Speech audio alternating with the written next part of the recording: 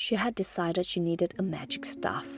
Not just any magic stuff, Maleficent stuff. The one from Sleeping Beauty, with the dark orb at the top. She had seen it somewhere. A book, a picture, that particular corner of her imagination where the stories she loves live. And she had decided she needed one.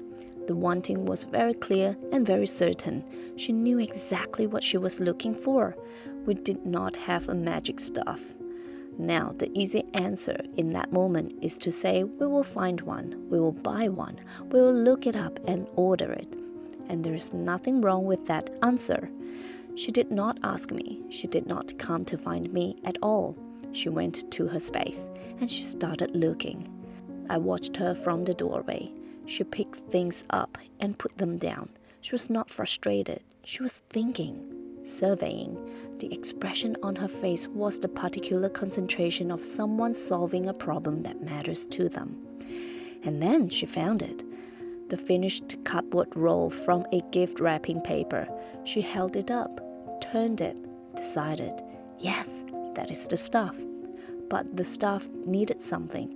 A finished roll of cardboard is a stuff, but a magic stuff needs something at the top. She went back to looking. She came back with her America, small, round, sitting in the palm of her hand. And I understood immediately what she saw in it. America is round. The Maleficent's orb is round. She had found the closest thing in her environment to the specific thing she had in her mind.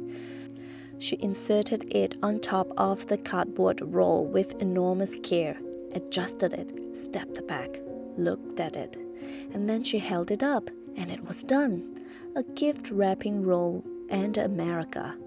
Maleficent stuff, as close as her environment could offer. She carried it around for the rest of the day, and the next, and the one after that, for months. Sometimes she drew something on it to make it look nicer. Not because we told her it was special, not because anyone praised it or photographed it or made a fuss. In fact, it's a very crude, very simple stuff, but she loved it because she had made it. And that ownership went somewhere deep in her that a purchased toy simply cannot reach. A purchased Maleficent stuff would have been played with for 20 minutes and put down. This one lasted months, because it was hers, because her hands had built it, because her imagination had conceived it, and her environment had provided the materials to realize it. And then one afternoon, our pet bunny got to the stuff before she did, chewed one end clean off. I braced myself. This was the object she had carried everywhere for months, the thing she had made herself, the closest thing in our home to the stuff she had imagined. She looked at the chewed end, she looked at the bunny, she looked back at the stuff, and then she decided to donate it. Not in protest, not in resignation, with genuine generosity, as though the bunny had simply shown her that the stuff had reached the end of its story, and it was time to pass it on. That moment, her response to the bunny, that quiet generosity, that absence of upset, deserves its own episode.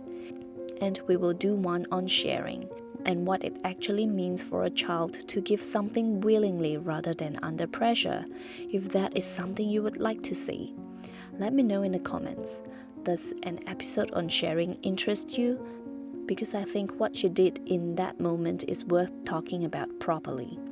It came from her, from the space I made for her to find it and to let it go. That is the third teacher at work. If you are reading this and thinking, where do I even begin? Here are the places to start. These are not the complete picture of Montessori. They are the highest leverage changes you can make with the least disruption to your existing home.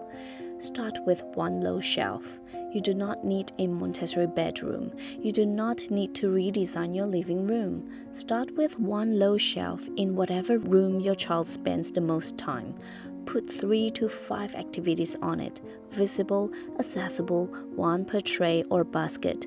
Watch what happens. Lower one thing per week.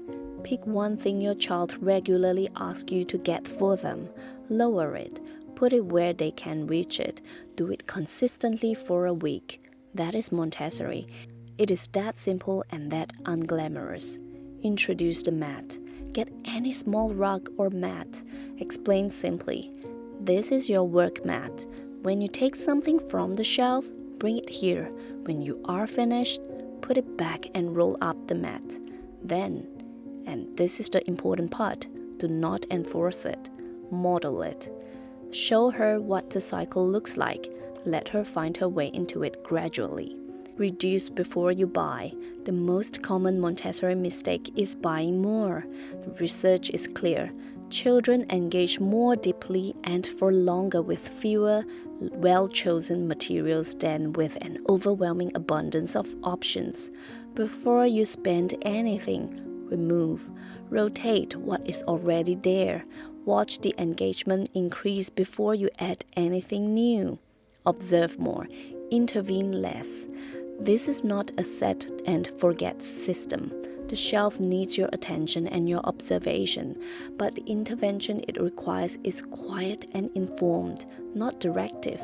Sit nearby, watch, notice, rotate based on what you see, and resist to pull to correct, direct, or improve what your child is doing with the materials you have provided.